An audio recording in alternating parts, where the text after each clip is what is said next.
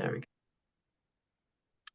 So yes, Gyandev and Diksha have been mentors to me on my spiritual path. They were both the co-teachers of the Ananda meditation teacher training that I went through some years ago, and they have many more things that I could tell you. But both of them have taught the Ananda yoga teacher training, the Ananda meditation teacher training. They're both Ananda ministers, many things, writers, lecturers. Diksha has a whole vegetarian cookbook called The Healing Kitchen. So I'm so grateful to both of them for joining us today. And thank you again. Look forward to being in our time together. And if you don't have pen and paper, we're going to be writing some affirmations later. So whenever you get a chance to get those, feel free. So thank you, Gyandev. Thank you, Diksha, for joining us. It's our pleasure. We really appreciate the chance to share with you all, and we're looking forward to our time together. Yeah. So, yeah, let's put you in the spotlight. There we go. Hello, everyone. It's nice to be with you. We'd like to start with sharing a chant. Actually, it's a song that Swami Kriyananda wrote for children, but it applies for all of us because we are all children of God. So it's about 3.5 minutes. We'll show you the words. And as you tune into the rhythm, sing along and feel it more in your heart, because we hope that this short time together retreat, you'll be able to fly in your soul, in your heart. So now here is the chant. And here we're gonna start it. Wait. I didn't do the sound. I didn't do the share sound. Okay, sorry. We're gonna go back. Reshare the screen and make sure we share the sound. Yes. There we go. That's all right. I heard it. Okay. Okay.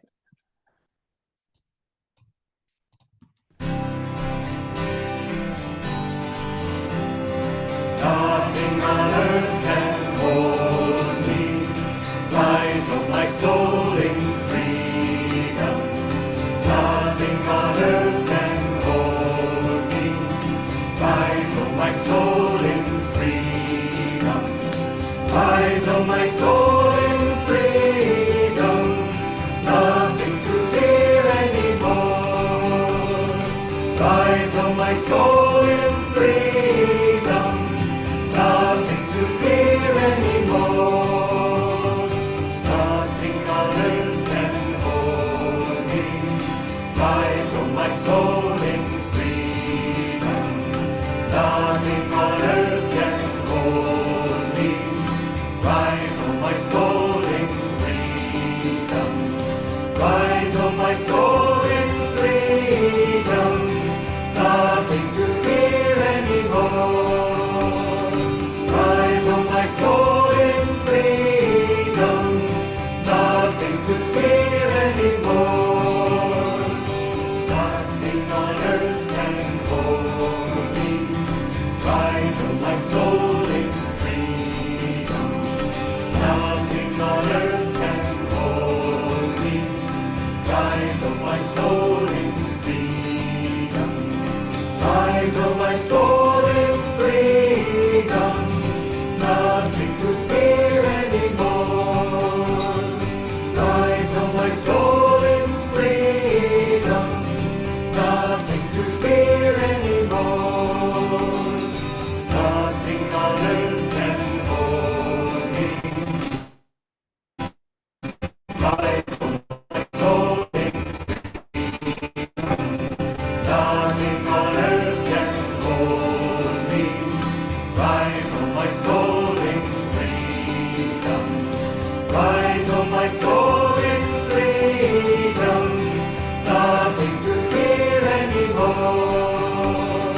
Rise of my soul in freedom.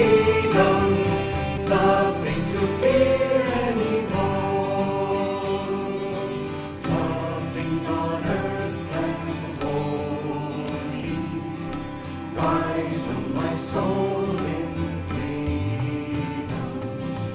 Nothing on earth can hold me. Rise, oh my soul in freedom. Nothing on earth can hold me. Rise, oh my soul in freedom. Nothing on earth can hold me. Rise, oh my soul in freedom. Nothing on earth can hold me. Rise, oh my soul in freedom. Nothing on earth can hold me. Rise, oh my soul in freedom. So now I will guide you through a short meditation and then a visualization and an affirmation. So sit upright, your spine erect, your body relax, draw your shoulders back, lift up through your heart, keep your chin parallel to the floor, soften the belly, the muscles of your face, turn the palms up and place them at the junction of thighs and abdomen. Close your eyes, and behind closed eyes,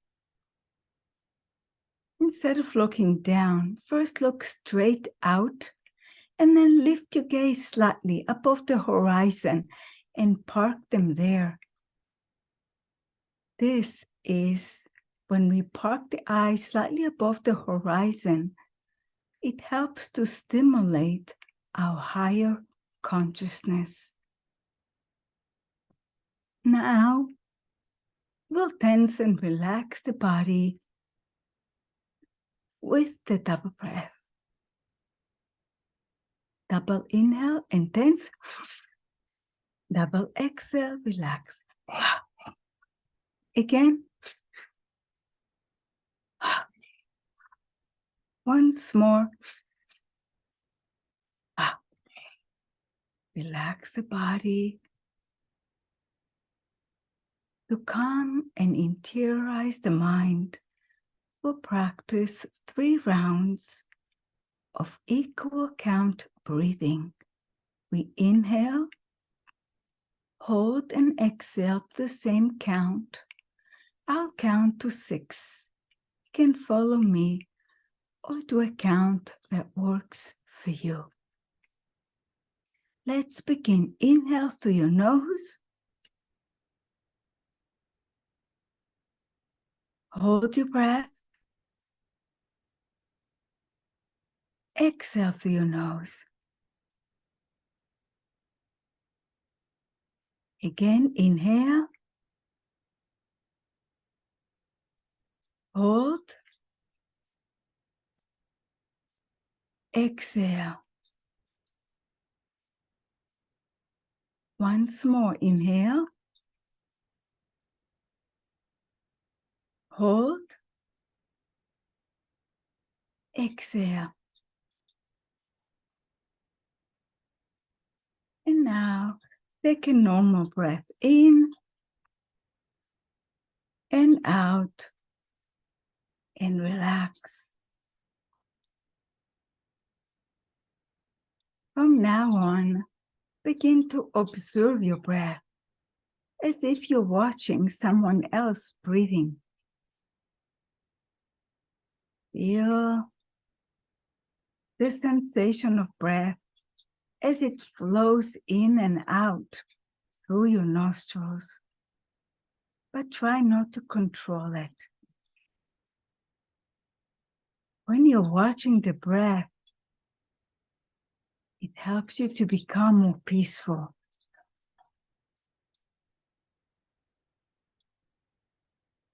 Now find that spot in your nose where you can feel that flow most clearly. Concentrate on the flow of the breath as it passes through that point.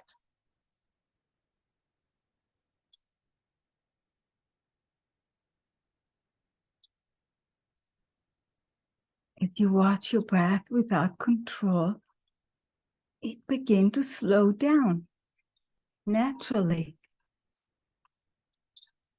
And you feel more peaceful.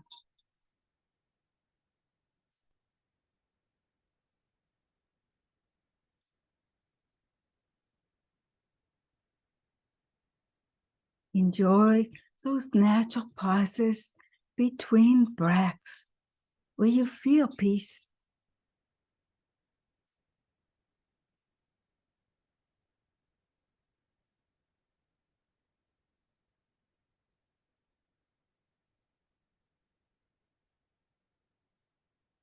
Well, just practice for about a minute or so.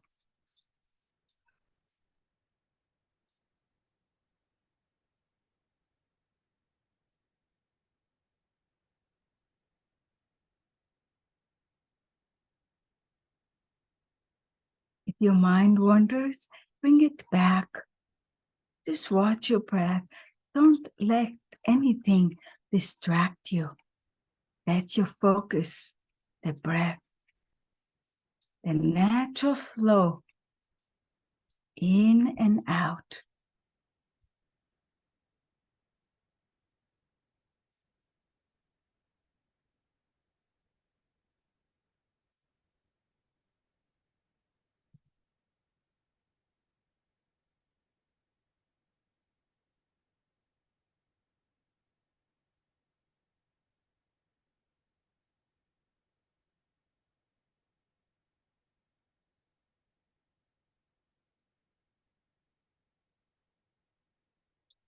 And now, let's release the technique. Gentle inhale and exhale if you can 3 times in quick succession.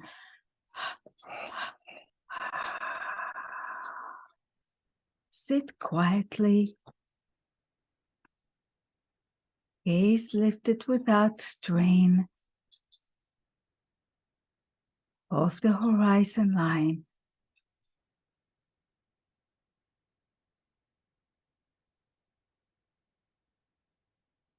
And bring your awareness to your heart. Visualize your heart is a balloon. The balloon wants to rise, but it cannot because there are too many strings attached to it that holds it down. The strings are your attachments to people, to material things, to negative thoughts, to worries, to regrets. If you want your balloon to rise, visualize a golden scissors and cut those strings. As you cut them, the balloon begins to rise. And finally, when you cut all the strings, the balloon rises upward into skies of eternal freedom. Your heart feeling light.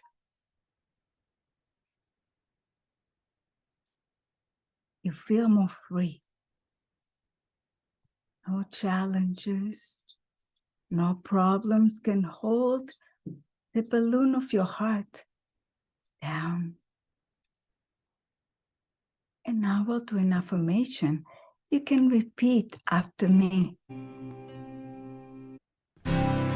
Oh, The affirmation you can repeat mentally after me. Nothing on earth can hold me. My soul, like a weightless balloon, soars upward to skies of eternal freedom.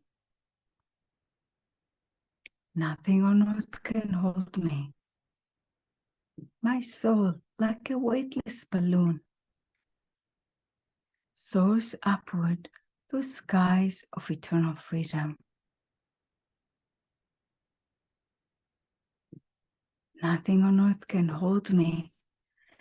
My soul, like a weightless balloon, soars upward through skies of eternal freedom. Sit quietly. Feel free in your heart. Positive, hopeful.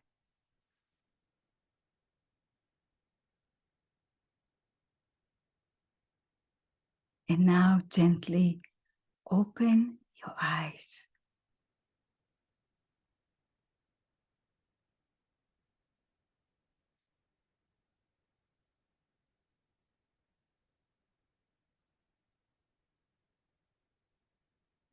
You know, I was intrigued when Matt first invited us to join you, and you talked about how you've been going through investigation, exploration of a retreat-like experience in church, and it really made me stop and think, well, what is a retreat?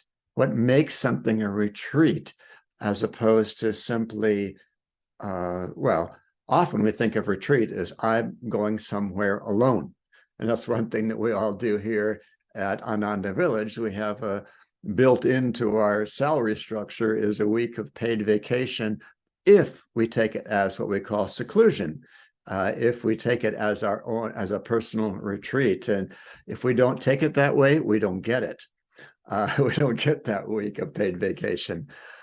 But what makes a group of people's experience a retreat? And as I pondered that, I thought, well, one thing that would make it a powerful retreat experience is a group of people who are doing the same thing, but each in their own way, toward a shared destination, you could say, a shared upliftment.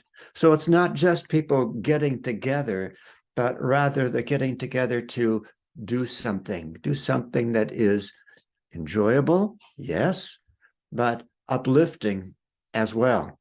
And I think we already did a perfect example of that when we did that chant, when we meditated together, when we did that short affirmation together, that everybody's doing it their own way, but it's like we come from wide apart and we come together and we move upward together. To me, that is, you might say, the epitome of a group retreat experience.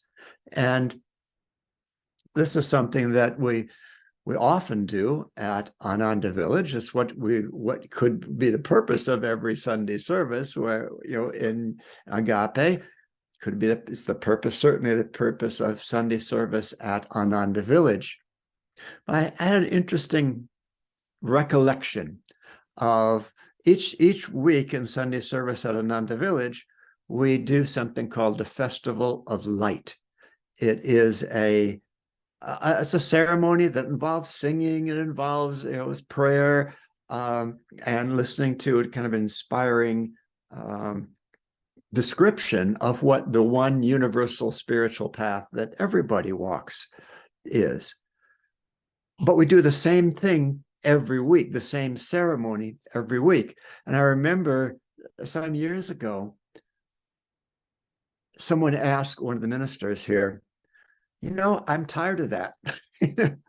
I'm bored doing the same thing every week. And they phrased it a little more delicately than that, but I'll just put it bluntly to you. That's essentially what they were saying.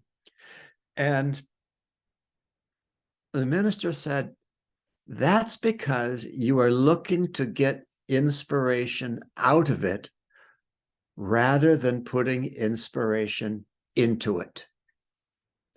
And there's a real big difference in the experience when you think of not, okay, here I am, you know, lay it on me, inspire me, versus how can I really add my energy strongly to what's going on here, not to take everything in some direction or other, but to to help everyone lift into a place of inspiration. And that's really the purpose of doing spiritual activities together, whether it is chanting or a ceremony or prayer or whatever it is for us to put inspiration into it, because that's when we'll get the most inspiration out of it also.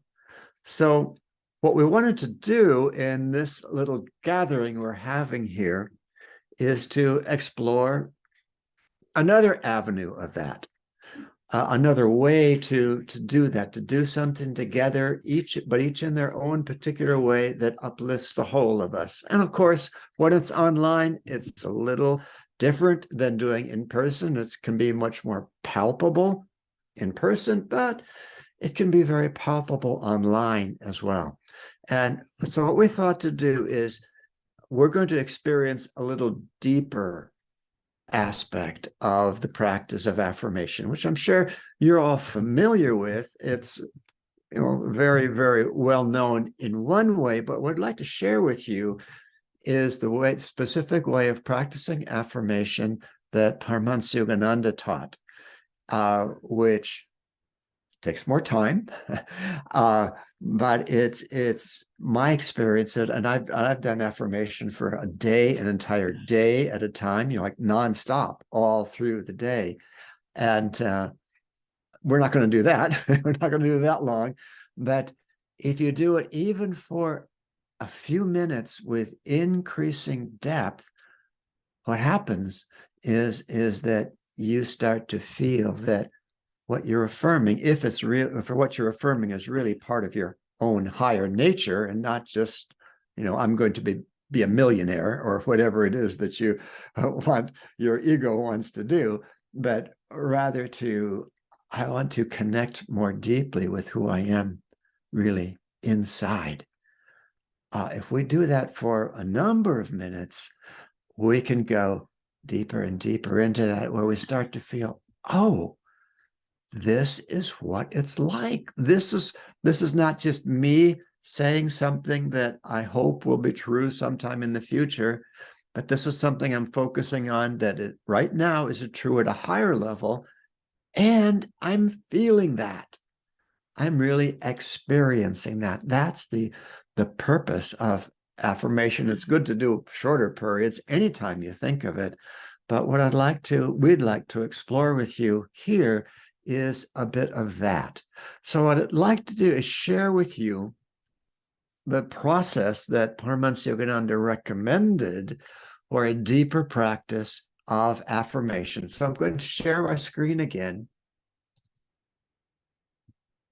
And here's the technique that he taught. First, he said, first repeat the affirmation out loud. So you're getting your conscious mind's attention and you're putting energy into it. Okay, this can be sometimes almost a little bit raucous in a group, but it's really great. Online, you want to make sure that you're mute when you do this, because otherwise the Zoom can have a hard time with a lot of people talking at once. So you want to be muted when you're doing this, but affirming aloud to really start to put energy into the technique. And then after you've done that for a few repetitions, then you repeat it more in a normal speaking voice, okay, softly. So you begin to take it a bit more inward, because ultimately we want it to be an inward practice, but it's a inward place where we're all going to connect with it. Then we go to whisper repetition of it, still with energy. Don't make it sleepy. With lots of energy. I like to think that every time we repeat an affirmation, we're doing it with more energy, even if it's quieter. So we're taking it deeper inside. Then we progress to the mental level, where we're just thinking the affirmation. We're not moving the lips or the tongue or making any sound. We're thinking it still with lots of energy. This takes it into the subconscious mind, where our habits reside, our habits of thinking. And it starts to counteract thoughts, habitual thoughts within us that negate what we're affirming. We're putting more energy into the affirmation than those old thoughts have, and we can dissolve them and begin to establish more effective thought habits of thinking and feeling. And then finally, continue to repeat it mentally only, but at the point between the eyebrows, which Yogananda called the Christ consciousness center, the highest center of awareness within us. And this is where we begin, the affirmation begins to be infused with divine power. And it's like the climax of an upward moving spiral of energy and upliftment. It's a beautiful, beautiful experience. So just a couple points about how we're going to do this to be the most effective. First, this process is a combination of self-effort and God's grace. If we just depend on self-effort alone for spiritual progress, we're in tough shape.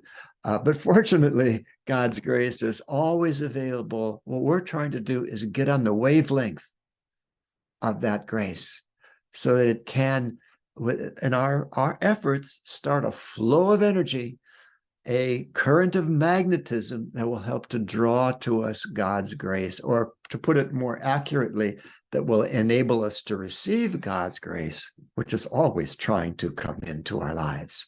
It's just that we're not always ready to receive it. Then put your whole self, enthusiastic into the repetition of the affirmation over and over and over again, deeper and deeper all the time. And here's the key point of affirmation that will make it a powerful practice. You have to go into the feeling behind the words. Don't just let it be a mental process, an intellectual process of repeating words. That's helpful. It's not a bad thing to do, but it doesn't unleash the full power of affirmation. That comes when you get into the feeling that lies behind the words. You continue with the words, but your emphasis is not on the words, it's on the feeling behind them. And then gradually we let the meaning, we let that feeling just resound on ever deeper levels of who you are, and just go deeper into that. Ultimately, we just sit, we let the words go completely, and we just sit in the feeling. We sit going deeper and deeper into the meaning that is behind the words, into the feeling of that meaning. That is when affirmation can really work its magic for us. So that's what we're going to do. And what I'd like to do is share with you, this is an affirmation from Paramahansa Yogananda that I think you'll resonate with very beautifully. We'll go through these same steps together. Diksha will lead you through these steps. Here's the affirmation. The light of Christ shines through me. Therefore, my mind is clear. Order and harmony reign in all my affairs. So sit upright with your eyes closed. Lift your gaze. When we are able to clear our mental sky, no clouds, then the light of Christ can shine. When we set aside all problems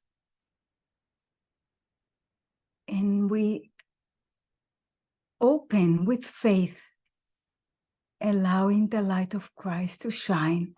So repeat after me, first out loud. We'll do it 2 parts. I'll say the first part, you repeat. The light of Christ shine through me, and therefore my mind is clear. The light of Christ shines through me, and therefore my mind is clear. Order and harmony reign in all my affairs. Order and harmony reign in all my affairs. Again, the light of Christ shines through me, and therefore my mind is clear. The light of Christ shines through me, and therefore my mind is clear. Order and harmony reign in all my affairs. Order and harmony reign in all my affairs. More softly, the light of Christ shines through me, and therefore my mind is clear. The light of Christ shines through me, and therefore my mind is clear. Order and harmony reign in all my affairs. Order and harmony reign in all my affairs. Again, with concentration, the light of Christ shines through me, and therefore my mind is clear. The light of Christ shines through me, and therefore my mind is clear. Order and harmony reign in all my affairs. Order and harmony reign in all my affairs. And now, in a whisper, the light of Christ shines through me, therefore my mind is clear. The light of Christ shines through me, and therefore my mind is clear. Order and harmony reign.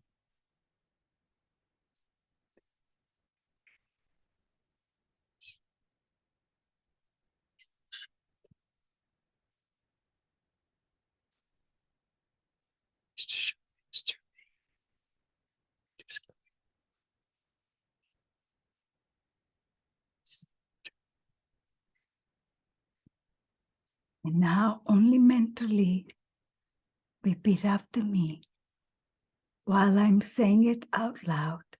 The light of Christ shines through me. My mind is clear. Order and harmony reign in all my affairs. The light of Christ shines through me, and therefore my mind is clear. Order and harmony reign.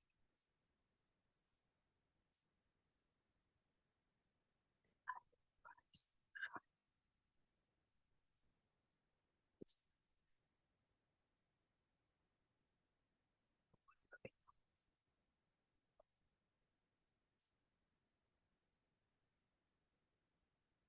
Light of Christ shines.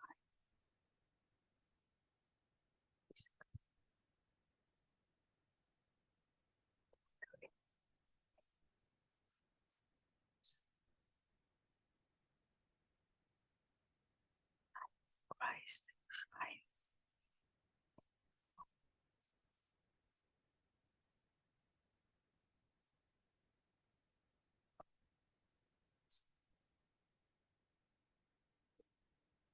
The light of Christ shines through me, and therefore my mind is clear.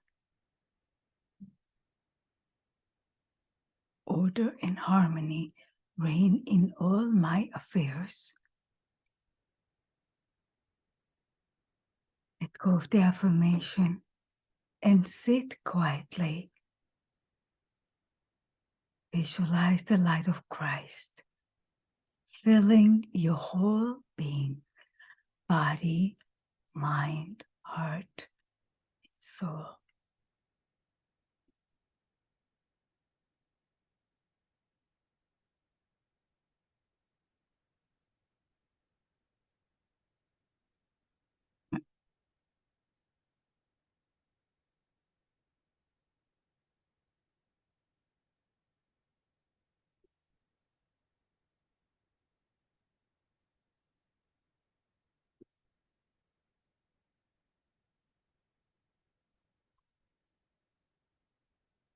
To end the practice, take a deep breath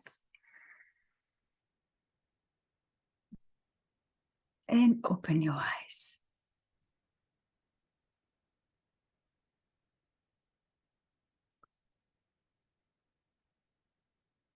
Now we're going to go into another aspect of this retreat experience around this theme of affirmation. And what we're going to do is you are going to create your own affirmation, because this is how you can get the meaning resonating most deeply with your inner being. So when you're creating your own affirmation, just a few guidelines. And so Matt asked, is there going to be a children's moment?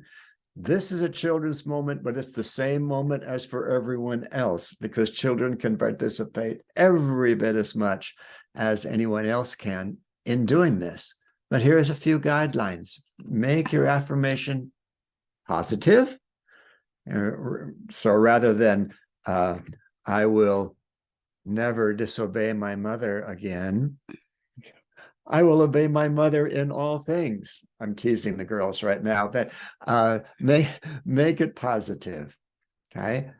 Make it brief, okay? Don't make it into an intellectual exercise that you have to memorize something long. There are great affirmations that are long. For today, let's make it brief. Make the wording strong and clear. No fuzziness about it. No indecisiveness. You are not just will doing it, you are doing it in the present tense. Okay. Make it realistic, something you can believe. If you don't believe it, you're not going to be able to put strong energy into the practice. So make it realistic. Make it something you want, not something you should do. Something you really want to do. Again, if you don't really want to do it, you're not. Two things will happen. One of them, the thought in your mind that you don't want to do it will perhaps dominate your affirmation. But the other is you won't be able to put much energy into it. You have inner resistance. And finally, phrase it in your way of speaking, not formal language, very informal. Don't try and nobody's going to grade this. It's not going to be handed in at school. Make it the way you speak. So I wanted to share with you, before we break off for you to do this, I wanted to share with you just some examples of some affirmation. These are from Swami Kriyananda, where he would, he has a book of many affirmations for different qualities. Think of the quality of something in yourself that maybe confines you a little bit, that keeps you small. Maybe it's resistance to putting out energy. Maybe it's a little selfishness here and there. Maybe it's a little tendency toward sadness. Whatever it is, he would develop affirmations to break out of that self-enclosure. So I'll give you several examples here just to see. First of all, one on willingness. I welcome everything that comes to me as an opportunity for further growth. Wonderful affirmation that I like very much to use. Another one, affirmation for energy. Within me lies the energy to accomplish all that I will to do. Behind my every act is God's infinite power. Another one, generosity. I'm happy in the good fortune of all, even more than in my own, for in my happiness for them lies inner freedom.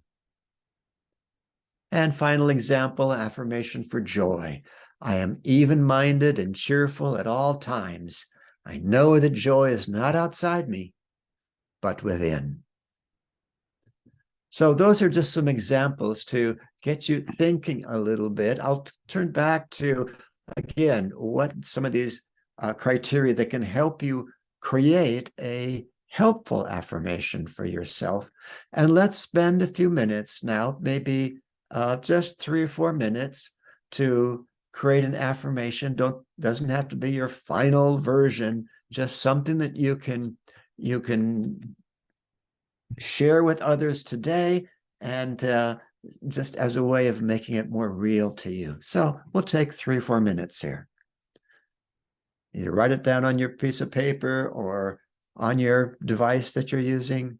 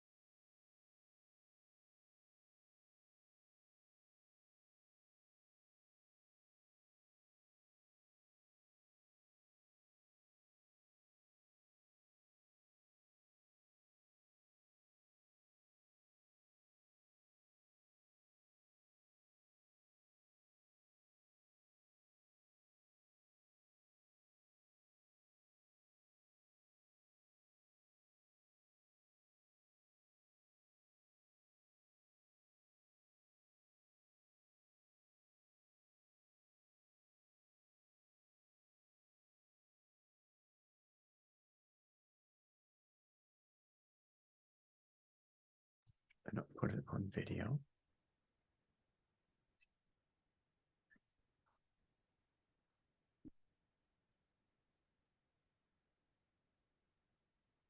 Okay, let's pens are up. Final Jeopardy is over.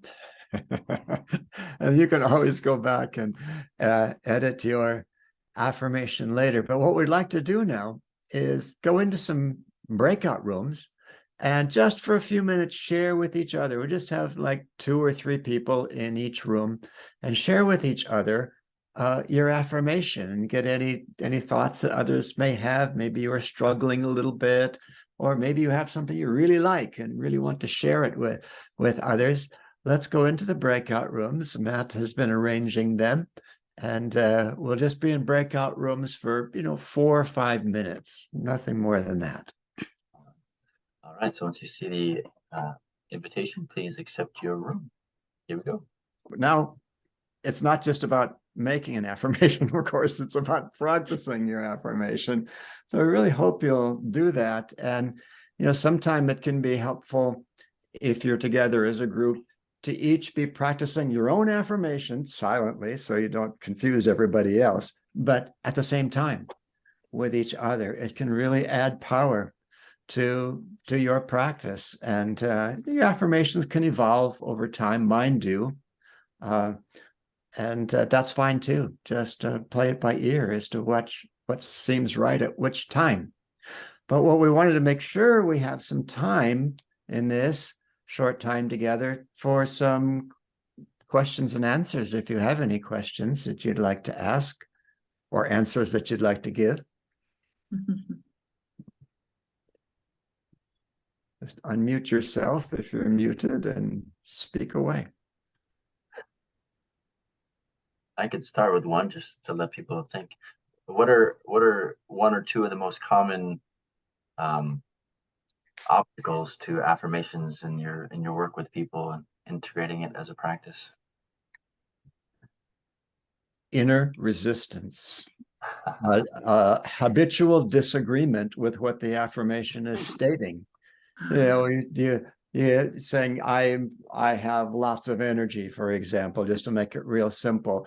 And it can be this voice inside you that says, no, you don't. You're just a lazy bum. And you just argue with yourself, and you really have to be real strong and say, thank you for sharing. We'll get back to you later. Right now, we're doing something else.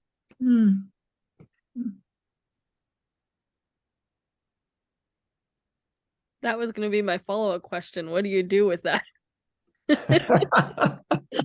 Well, here's the thing. If you have these not so positive thought forms inside of you, the reason they exist is that you've put energy into them, little bits of energy into them over a long period of time. You didn't put a lot of energy into it because you weren't putting a lot of energy into anything, perhaps. But it wasn't something that you really wanted to be true. You just thought it was. And so it acquired a certain power over your habitual behavior. But with your affirmation, when you put conscious energy into it, you can basically tip the scales so that you put more energy into the positivity than you put in these little dribbles over a long period of time of negative energy that you put in. And the time comes when those scales, the scales tip, and your new habitual way of being becomes that you are affirming you're a high energy person. You don't even have to affirm it anymore. You're just living it because that's how you feel. I need to tell you a little story.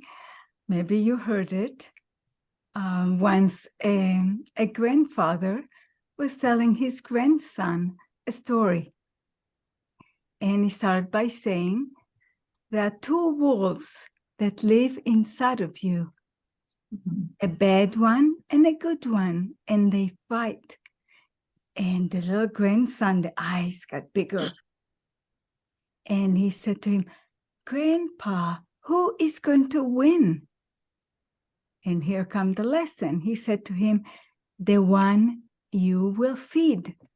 And so we can feed our positive side, or we can feed our negative side. And it takes work because there will be resistance. You know, the thing that most people who practice affirmation at all think in terms of sort of reprogramming the subconscious mind, your habitual ways of thinking, and that's valid and it's valuable. But the real power of affirmation comes when you can use it to connect with your soul awareness, with the deepest realities of your own being. It's there. And that's why you don't connect with that by mental thinking, by the intellect. You connect with that through feeling, through the heart's feeling, not emotion, but through that intuitive sense of reaching out for your true way of being that has perhaps been covered over a bit by other habits. That's the real power of affirmation. It's not just convincing yourself, pounding your subconscious mind into submission. No, it's about connecting with the divine. So basically, you want to feed the light. Don't fight the darkness. Just ignore it. Just turn your gaze and focus on the light. Any other questions people have? If not, I wanted to ask one follow-up question. In your experience, and I'm sure this isn't universal or too generalizable, but what is that tipping point in terms of the scale? Does it probably obviously depends on how much energy you put into it, but in terms of people's patience, how long does it for that tipping point? Does it weeks, months, years? Yogananda said you can change habits of lifetimes in a day. It depends, but it totally depends on how much energy you can put into it. Most of us aren't yet able to summon that much energy. So it may take days, it may take weeks, but it always depends on how much energy you put into it.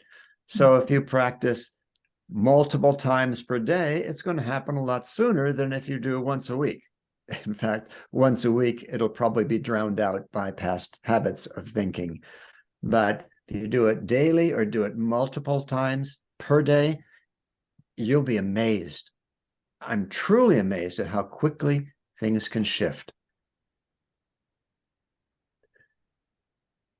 Thank you so much.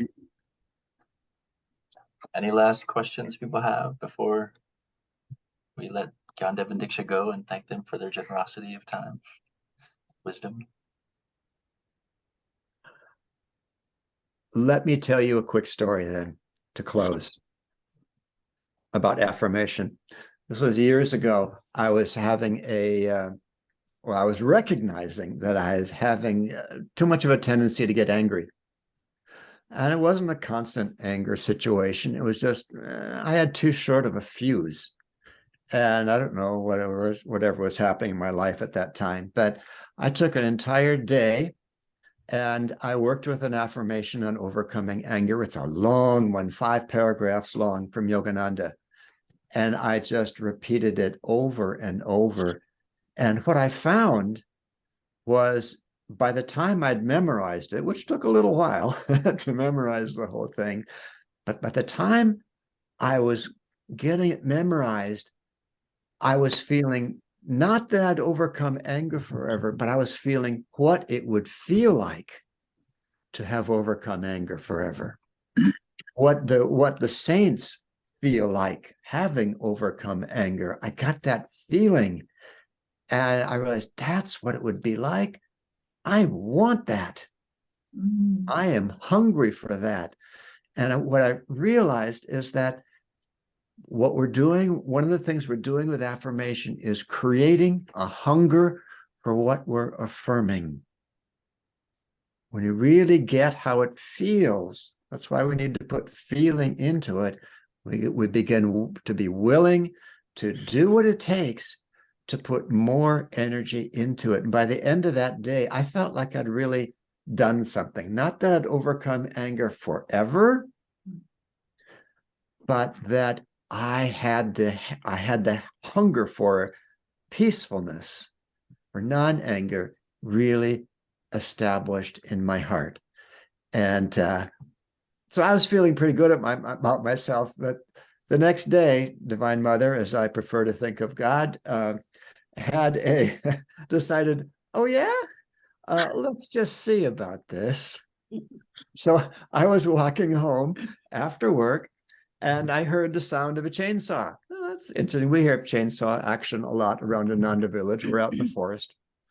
And the closer I got to my house, the louder the sound was, until I couldn't see what was happening. I was walking through, bushes and shrubs, all sorts of things, but that's really close to my house. And finally I came out into the clearing, and I thought, that is at my house.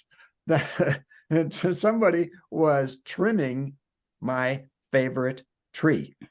And you know how when you were 5 years old and you drew a picture of a tree, what it looked like? A lollipop, right? Just a trunk up and a little round thing on top. That's what my favorite tree looked like. And somebody had decided that a lot of the branches on that tree were likely to fall off in a fire on the house and do a serious damage. And they were doing me a favor. It was not a favor in my mind. It was a violation in my mind. And guess who got angry? I got angry. I got really angry. And I expressed a little bit of that anger. But fortunately, not too much of it. And then I just walked into the house and sat down. And I'll tell you, my first thought when I sat down, my first thought was, damn, I cannot stay angry. Because I remembered how it felt to feel the peace that I'd been affirming and connecting with the day before. That was the day I really began to understand affirmation. So I'll just leave you with that thought. I thank you for taking the time out of your Sunday to share with us. It's been a delight.